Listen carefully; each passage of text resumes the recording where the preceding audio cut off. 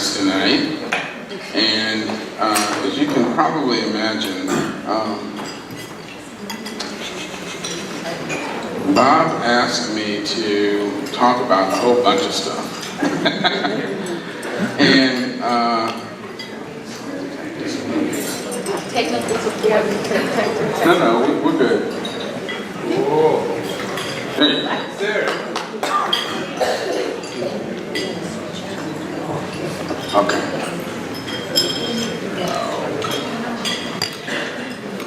So my talk tonight is going to cover several areas, but it's primarily going to focus on the relationship between diet and health. So without further ado, let's go ahead and get started.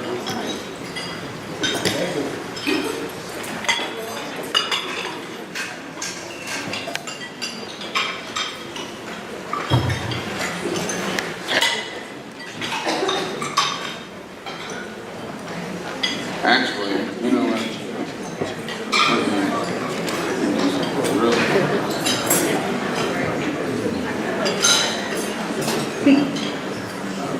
That's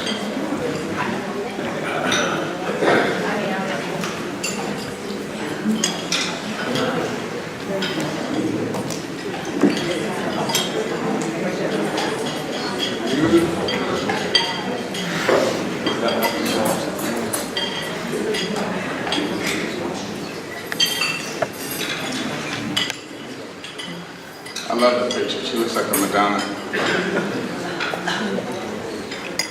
So our talk tonight, diet and health, transitioning from soul food to food that is good for the body and the soul. As always, I start each one of my talks off with a quote from God's Word. This is from the book of Genesis. It was advice God gave to our first foreparents. It was good advice then. It's great advice now. You shall eat the plants of the field. That's from Genesis 3:18. Well, we have a problem in this country.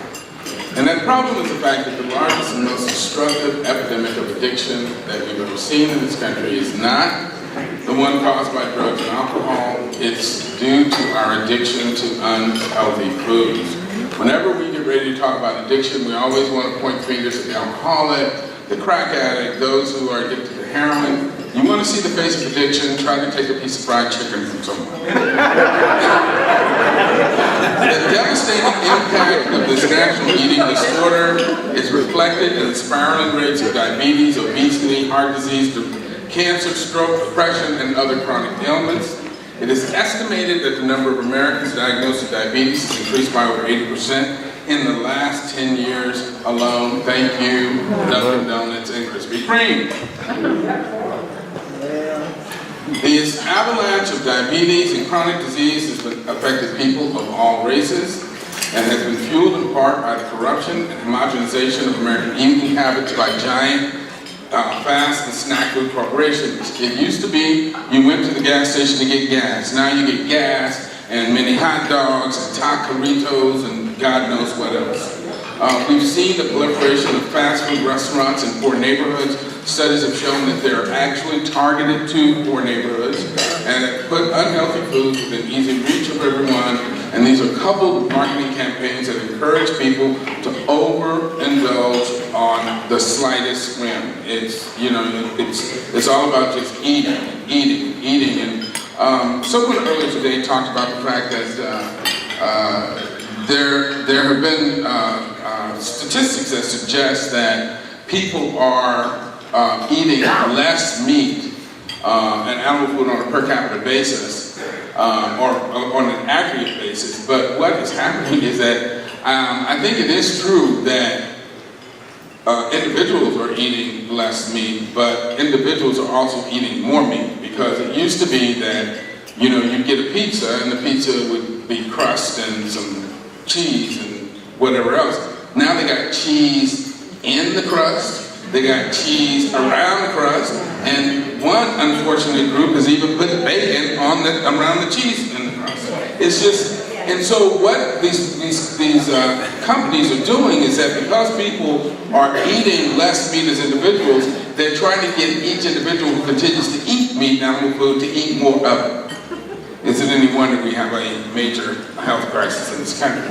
The damaging and the destructive effects of chronic diseases are actually amplified in communities of color and among racial and ethnic minorities, where these diseases reach disproportionate levels and cause complication rates that are well above the national average. As it turns out, if an African American is diagnosed with diabetes, and let me just say parenthetically that African American men are more than 10 times as likely to develop diabetes as Caucasian men. African American women are more than 7 times as likely, and we'll talk about some of the reasons why there's increased risk in a minute. But the unfortunate thing is that once an African American is diagnosed with diabetes, that person is more than 100 times more likely to end up with kidney failure, on dialysis, to end up blind due to retinal damage, and over 240 times more likely to end up with a limb amputation than his or her Caucasian counterpart. Now this, as you can imagine, has a devastating economic impact upon people of color, because frequently these diseases strike the primary wage earner in the home. And so whereas before you had someone who went to work every day trying to earn money to help, pay for education and move the family to, say, better neighborhoods, now what money that does come into the household is frequently tied up in trying to treat and manage this chronic disease. So these diseases have a very, very devastating impact on communities of color. And of course, if the primary wage earner dies, then suddenly the family finds itself plunged back into poverty and has very few ways of getting out. Well, as you know, New World and European blacks are descendants of African peoples who were originally taken from Western Africa. And these are the countries from which blacks were essentially stolen during the slave trade.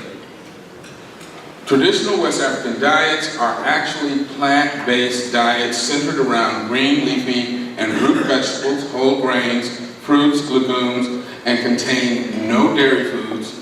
These diets are typically low in fat, while being high in fiber, antioxidants, and a variety of phytochemicals.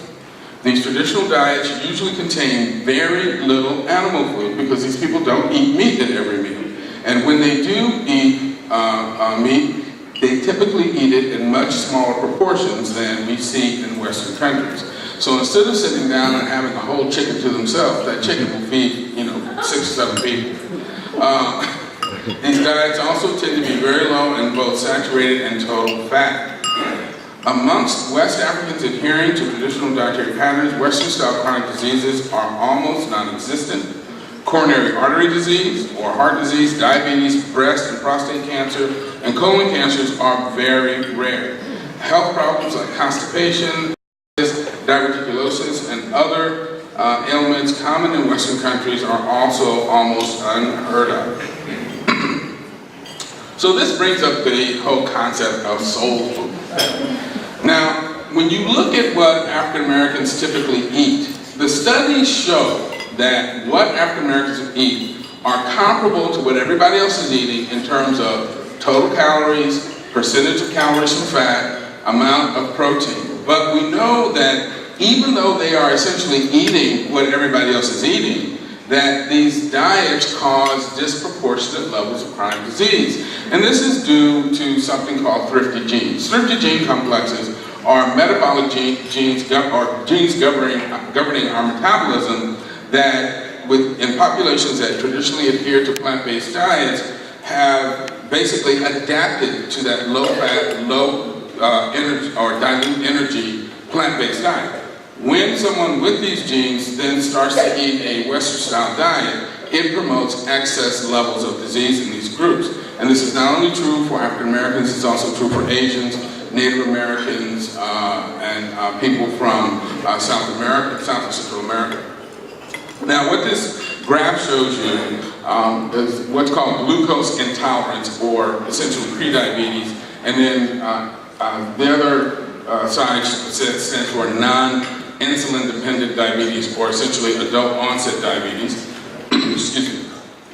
And what you can see in green are blacks living in Europe and the United States versus blacks living in West Africa. Now, what did I just tell you about West African diets? That they're traditionally plant-based diets, low in fat, contain very little animal food, and no dairy. And look what happens in terms of your risk for developing diabetes if you adhere to that diet. It's very low to non-existent. But you come over to America and start chowing down at McDonald's and Burger King, and you're going to have anything but a happy day because your disease risk is going to go through the roof. And as you can see, compared to blacks living in West Africa, blacks living in Europe and in the world have much, much higher rates of diabetes and, by extension, other chronic disease. So-called soul food is actually peculiar to the African American community. It includes things like chitlins, oxtails, neck bones, pig feet, and other high-fat, high-salt, and sugar-laden unhealthy foods. That last picture was a picture of cheese and macaroni, and I have a little funny story. I was talking to one of my patients in clinic one day about trying to eliminate the fat and meat from his diet, and I was talking about, you can try to include pasta. He said, "Oh, Doc, I eat pasta." I'm like, "Really?" He said, "Yeah, I love macaroni and cheese." And I said, "Well, macaroni and cheese is not really a low-fat food because, cheddar cheese is very high in saturated fat and so on." And he said, "Oh, that's okay, Doc. I pour a little vinegar on it and that cuts the fat." No, all that does is give you vinegar-flavored fat. So anyway, the Regards Health Study, which stands for Reasons for Geographic and Racial Differences in Stroke, this study examined the relationship between diet and stroke in over 30,000 black and white Americans aged 45 years and older. And so this is a powerful study because it had a huge population, and it was powered to really make some very strong inferences or connections, between what people were eating and the diseases they ultimately developed. And what this study showed was that most of the increased stroke risk seen in African American can be explained by differences in dietary patterns. The study showed that the so-called Southern diet style, which featured heavy consumption of fried foods, organ meats, processed meats, full-fat milk, and sugar-sweetened drinks, while essentially limiting intake of fruits, salads, and whole grains, increased stroke risk by 63%. Well, calling it the Southern diet style is just a polite way of calling it soul food.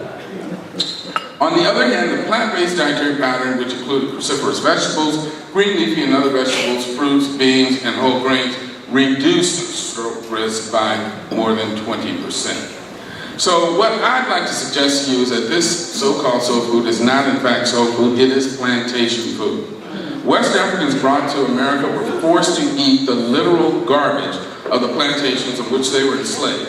Now, I grant you, they showed ingenuity and resolve and took that garbage and did their best to transform it into something edible. But unfortunately, after Americans were freed, we claimed what is essentially a dietary vestige of slavery and christened it soul food. These foods are not soul food, they are health-destroying plantation food, and they are not our true heritage, and we need to leave that crap back on the plantation.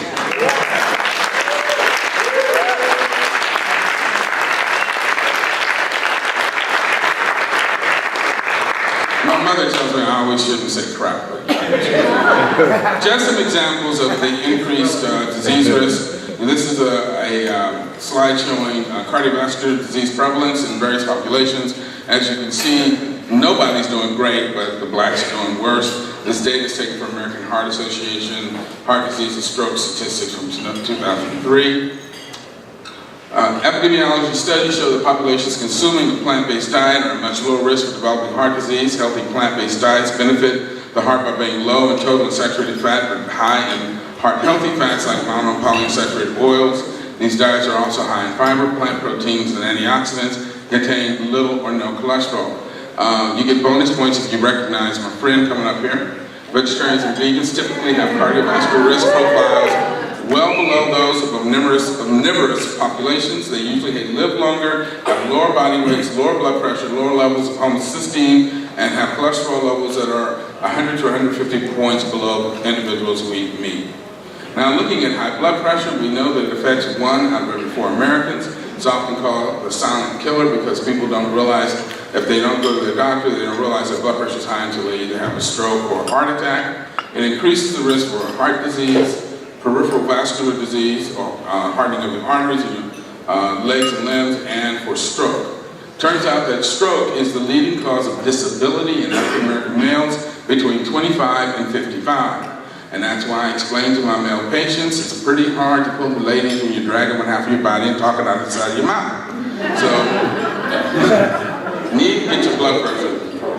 Risk factors for hypertension include, of course, being overweight, a family history, excess drinking or alcohol intake, smoking. Smoking will increase your blood pressure. Excess sodium or salt. High fructose corn syrup, which unfortunately is in a lot of processed foods, which is why we need to cook and stay away from packaged foods. And diets that are high in animal and protein and fat also increase the risk for high blood pressure. Now, this is a study called DASH, or Dietary Approaches to Stop Hypertension. The study looked at switching people to a plant-based, high vegetable and fruit diet and the impact it will have on blood pressure. And the basic thing I want you to notice is that in the dark blue are people without high blood pressure, and the light blue are individuals with blood pressure. And as you can see, for both black and white Americans, the blacks who were diagnosed with high blood pressure switched to a plant-based diet lowered their systolic blood pressure by almost 14 points. And the Caucasian Americans had lowered it by about half that, around 7 points. And even in those without high blood pressure, it still lowered their systolic blood pressure, as well as lowering the diastolic blood pressure. This next study is a crossover trial. And this was a study where they took 3 groups of individuals. They put one on a typical standard American diet, meat-containing diet, and they stayed on that diet throughout the study period. But groups 2 and 3 actually, at one point, well, let's look at Group 1. So these are the people who stayed on the meat-containing diet, and you can see that basically throughout period 1 and at the end of period 2, their blood pressure was essentially unchanged. Now, Group 2, by contrast, was a group that was placed on a plant-based diet, or it's actually a vegetarian diet, during period 1. And as you can see, their blood pressure fell very nicely. But as they crossed over into period 2, they went back to eating meat, and their blood pressure shot right back up. Group 3, on the other hand, was on the meat-containing diet during period 1, and then during period 2, they crossed over and began eating the vegetarian diet, and you can see their blood pressure fell very, very nicely. So this is very strong evidence that plant-based diets lower your blood pressure.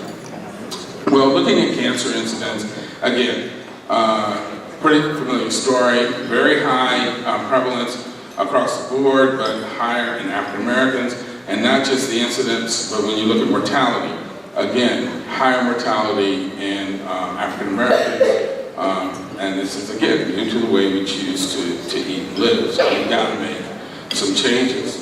Breast, prostate, pancreatic, and colon cancers have all been shown to be increased by diets that are high in fat and animal protein, and simultaneously low in grains, vegetables, and fruit. Diets that are high in saturated trans fat, red meat, and other types of animal protein are particularly problematic. These cancers strike African Americans to a disproportionate degree and with greater lethality.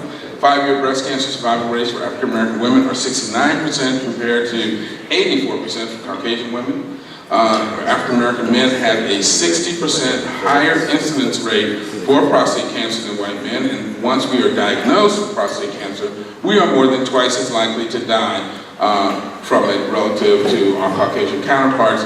And that's because the prostate cancers that hit black men tend to be more aggressive and tend to spread more quickly. Excuse me. Pancreatic cancer incidence rates for 2000 to 2004 were 27% and 40% higher in African men and women respectively compared to non-Hispanic white men and women, while the mortality rates were 29 and 38% higher. Given its lethality with cancer as with heart disease, an ounce of prevention is clearly worth a ton of cure. So I gotta ask you something, you got milk? Not here. Because if you do, then you're gonna have some problems.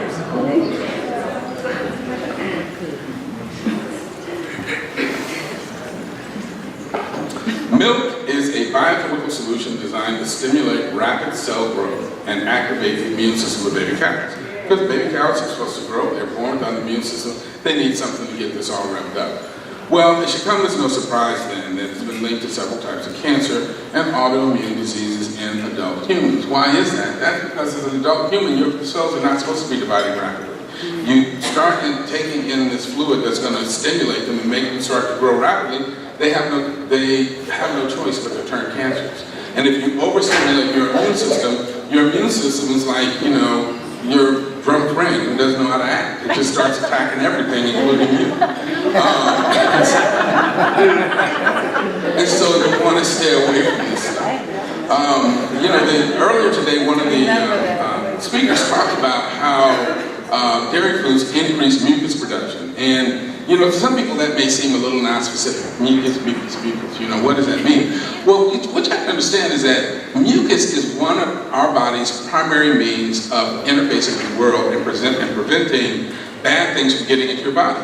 Your respiratory tract is lined with mucus so that if you breathe in bacteria or some other antigen or pollen or whatever, it gets caught in the mucus and coughed out or spat out. Your intestinal tract is lined with mucus that is chock full of antibodies and other compounds that kill bacteria, so that when bacteria come into your digestive system through your food, it gets caught up in the mucus, killed by the antibodies or the antibacterial compounds, and they don't get into your system and cause disease.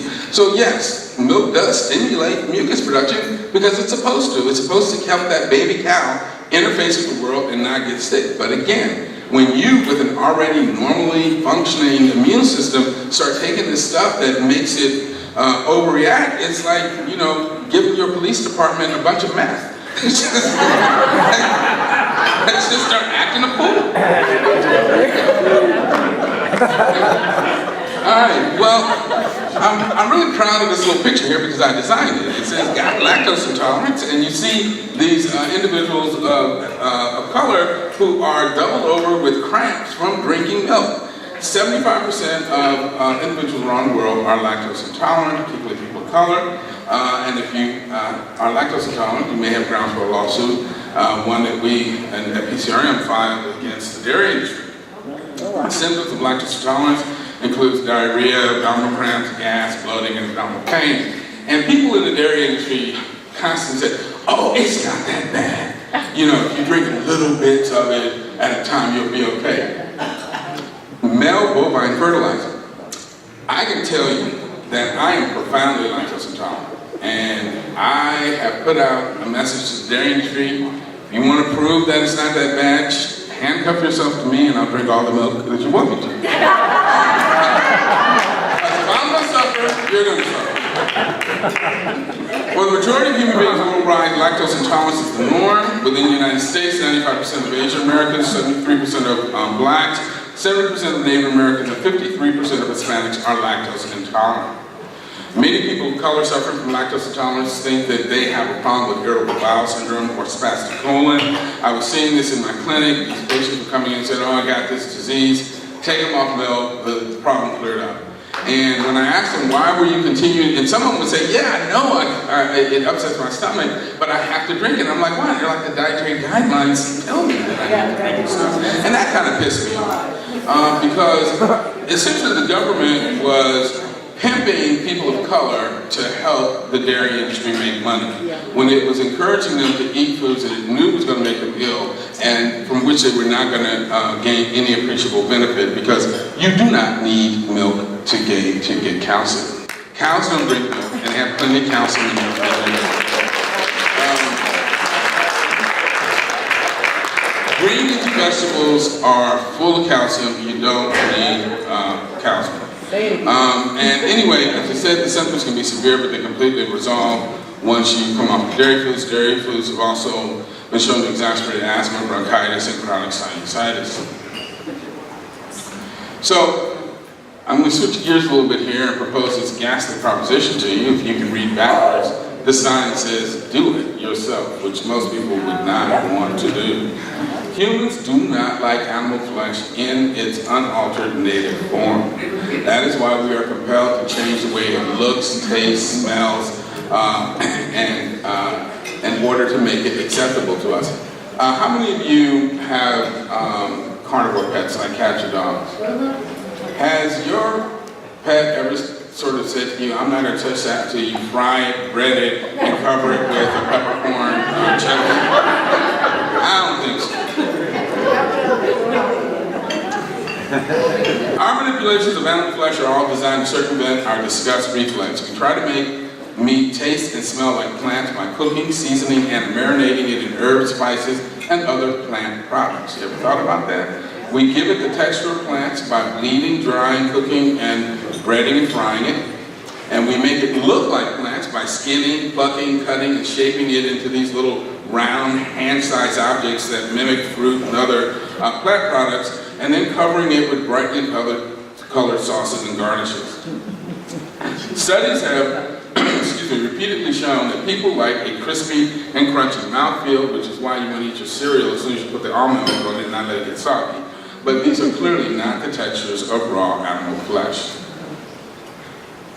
The spices and herbs we use to flavor meat and fish are all plants, plant parts, or derived from plants. And in fact, we are trying to make the meat and fish taste like plants, which is what we really desire. The spice trade, of course, has been a major economic point of importance throughout human history and helps spur the age of exploration. It also turns out that only herbivores have a taste for and seek salt. Even when dying from sodium depletion, carnivores will not seek or even eat salt. How do we know this? Well, because back in the 50s, some rather cruel experiments were done. They took dog food, artificially depleted it of sodium, and took these dogs and fed them. They put out a bowl of dog food, and right next to it would be a little bowl of salt. And the dogs would dutifully eat their meal every day, but they would never touch the salt, and they eventually died from what's called hyponatremia, or too low sodium levels. And so carnivores have no internal mechanism to tell them to eat salt. Why is that? Well, if you've ever put your finger in your mouth when you're bleeding, you know that blood is full of salt. And if you're a carnivore, you're going to be eating other animals, so you're going to get plenty of salt. Plant tissues, on the other hand, are very low in salt. They're high in potassium, but low in salt. So if you're a plant eater, you have to have an internal mechanism that tells you, go out and find salt and eat it. And that's why we love potato chips. For humans, searching for salt has been a major pursuit for society. Throughout history, salt has been an important and prized commodity. Cities were often founded in places with natural salt formations. The word salary and soldier are from words that originally meant salt. And just to make the beacon connection, you know that Gandhi started his campaign against England by making salt. Salt march, 1930. All right, well, this is from Cartoon Dilbert. It says, Dogbert, I don't understand why you or anybody else would want to be a vegetarian. Dogbert says, you mean why don't I take dead animals, cook them until they become carcinogenic, and then eat them instead of something nutritious? Is that your question? He says, exactly. Is there any good reason? Have you joined a cult? He says, well, I do live in Loma Linda. And for those of you who may not get that connection, Loma Linda is where a lot of Seventh-day Adventists live. And the Seventh-day Adventist health study, which has been going on for over 20 years, has shown some amazing things. It shows that vegetarian Adventist men living in California live almost 10 years longer than non-Adventist men who eat meat. Vegetarian Adventist women also live 6.6 years longer than non-Adventist women who eat meat. Now, does that mean that being vegetarian is less beneficial for women than it is for men? No, it's just that, ladies, y'all live so much longer than we do, you have less room for improvement. Adventist vegetarians have lower risk of colon, breast, prostate, stomach, and kidney cancers, lower risk of diabetes, heart disease, high blood pressure, and the metabolic syndrome, and high cholesterol, and a lower risk of all-cause mortality. So, in summary, we know that vegetarian diets are associated with a variety of health benefits: less heart disease, 50% reduction in all-cause cancer mortality, lower blood pressure, less osteoporosis both before and after menopause, reduced risk of stroke, less obesity, less chronic diseases of all types, decreased incidence of both type 1 and type 2 diabetes, greater longevity, lower risk of Alzheimer's disease and other types of dementia, improved fertility, and lower risk for erectile dysfunction. Pay attention, guys. better immune system function, increased level of energy and greater functional capacity, higher levels of natural antioxidants, which reduces the impact of aging, a greater sense of well-being and a reduced risk of depression, and of course a reduced impact on the planet. So with that, I just want to leave you guys with some thoughts from the talk. It's kind of an abridged version of this talk. It's called Having the Courage of Our Convictions, Lessons for the Vegan Vegetarian Movement from the Bible and the Struggle for Civil Rights. Now, this talk grew out of my trip to see the Martin Luther King Memorial in Washington, D.C. And if you haven't been there, I strongly encourage you to see it. It's a very, very moving memorial. And when I went there, I was very moved. In fact, I was moved to the point of tears because I was standing there looking at a man who died at the age of 42. I was already older than he was when he died. And I thought about the fact that the medical school I went to did not accept its first black student until 1972. This is Stanford University, by the way, and it was founded in 1899. Didn't accept its first African American until 1972. Now, we didn't just get smart in 1972, but that was the result of the civil rights movement and the push to make this a more egalitarian and accessible society. And I thought about the fact that this man didn't live to be my age because he gave his life so that I could do the things that I've been able to do. And I was very, very moved by it. The way the memorial is constructed is, as you can see, there's this mountain and then this piece that comes forward, and the inscription on it says, "Out of the mountain of despair, a stone of hope." And I thought about everything that Dr. King and the other civil rights activists went through in their lives. Thought about Rosa Parks coming home from work one day, and she decided, you know what, I'm tired. I'm tired of putting up with this bullshit, and I'm not going to take it anymore. And she sat down. She took her seat on the bus. Now, when we look back 50 years hence, it all seems like it may have been somewhat preordained. That somehow Rosa Parks knew that sitting down on that bus was going to spark the Montgomery bus boycott and energize the civil rights movement. But she did not know that. She just knew that she was tired of putting up with things that were wrong. And so she said, and it wasn't just Rosa Parks. So there were a number of civil rights advocates who deserve mention. Here is Rosa Parks. It's Merle Evers, the widow of Medgar Evers, who was killed for trying to get blacks to the right to vote in Mississippi. That was Cheney, Schwerner, and Goodman. The other lady was Fannie Lou Hamer. This was John Lewis. Can't remember this gentleman's name, but he was one of the Freedom Riders. These were 3 children from the Birmingham children's marches. And this is the end result of all of their efforts and sacrifice. But we also know that by the way the Republicans have treated this man, we still have a long way to go. But the point is that if you have the courage of your convictions, you can change the world. Now, when I became vegetarian back in 1974, stop doing the math, I'm not even going to tell you how long. There was no such thing as Whole Foods or vegan options at the freaking supermarket. It's like, you know, there was one health food store in Oakland, and it sold organic peanut butter and homemade whole wheat bread, and that's what I survived on for quite some time. But things have changed, and they've changed in wonderful ways. But clearly, we still have a long way to go. Every holiday we go to spend with our families, we have to put up with the terrible traditions and the addictions of our family members. And it can be quite discouraging. I know some vegans who won't go home for the holidays because they are so put off and offended by what they see in their family members.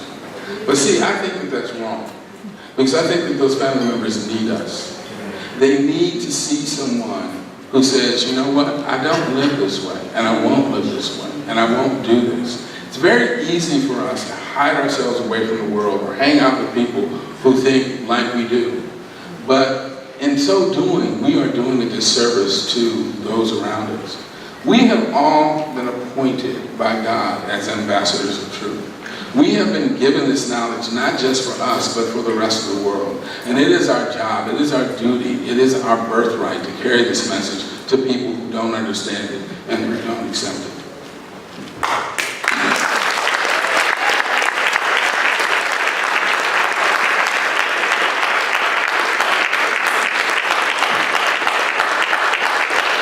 Now, we know that, everybody thinks that, going to a fast food restaurant or going to Safeway and picking up, their chicken is because some chicken was running around on a farm happy and scratching in the grass, and then suddenly someone came and killed it. But that's not true. We know that this is all underwritten by the cruelty of factory farming, which, by God's grace, will someday be done away with. We know that when we try and talk to various people, that frequently we meet with resistance. People make fun of us, and sometimes we meet with outright hostility. And again, it's tempted when we're confronted by this to shrink away, to go to places where we feel safe and accepted. But we can't do this because, as I said before, we have a job to do. And so I want to tell you just the story of Queen Esther. Esther was a princess, a Jewish princess who was made one of the queens of the Persian court. And during her time in Persia, this very hateful man named Haman had a law passed that said that on a certain day, all the people in the realm could kill Jews without fear of reprisal. And Esther's uncle, Mordecai, came to her and said, "You've got to do something. We can't let this happen because our entire our people will be destroyed." But there was a law in Persia that said if you went into the king's court without being summoned, you would be put to death.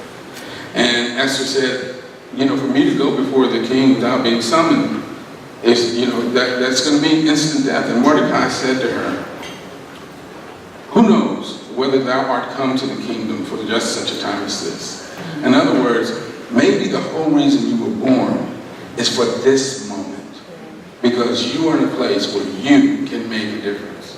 So that's what I want you guys to remember. When you're at home and everybody's eating turkey and ham and whatever else they're eating, and it looks like, your cousin's making fun of you and nobody's listening, remember, you were brought into the world for just this moment. This is why you're here. You have a job to do, and don't be discouraged by the fact that people may not want to listen. So I'm going to leave you some inscriptions from the wall of the King Memorial. It says, "We shall overcome because the arc of the moral universe is long and it bends towards justice." And you have to remember that we are not alone in this fight because we have truth on our side. God is the author, repository, and champion of truth. This is his fight.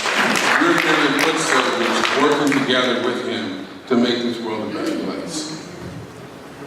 It also says the ultimate measure of a man or person is not where he or she stands in moments of comfort and convenience, but where we stand at times of challenge and controversy. It's easy to be vegan here because everything's vegan, everybody's vegan, and we all believe in what we're doing. But it's important to be vegan at work. It's important to be vegan at grandma's house.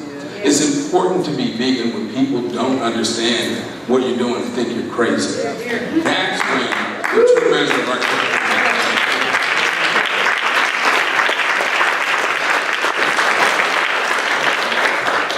He also says injustice anywhere is a threat to justice everywhere. We are caught in an inescapable network of mutuality, tied in a single garment of destiny. Whatever affects one directly affects all indirectly, and that includes our non-human companions on this planet. And the last inscription says, "I believe that unarmed truth and unconditional love will have the final word in reality. That is why right, even temporarily defeated, is stronger than evil triumphant." So when we leave here tomorrow, let us go forth energized and renewed in our spirits and committed to the job we have to do. Remember that when you're sitting in darkness and someone turns on the light, it hurts your eyes. And we may even close our eyes for a while till we get used to the light. Knowing this, then, we should not be dismayed when those around us don't immediately receive what we have to share with them with gladness. Excuse me. It will take some time for change to come. So don't be discouraged by the flinty looks, the snarky comments, or even the outright hostility. We must learn to be patient, kind, and quietly persistent. Take your metaphorical seat on the bus. You may, by being yourself, sorry, I kind of lost my place here. You may be by yourself, but you are not alone. God is with you. We all are there with you, standing behind you, supporting you. So be strong, be sure, and be at peace. It is by embracing our role, the role that we have been given, that we become stones of hope for this troubled world. And we can all be stones of hope for a troubled world.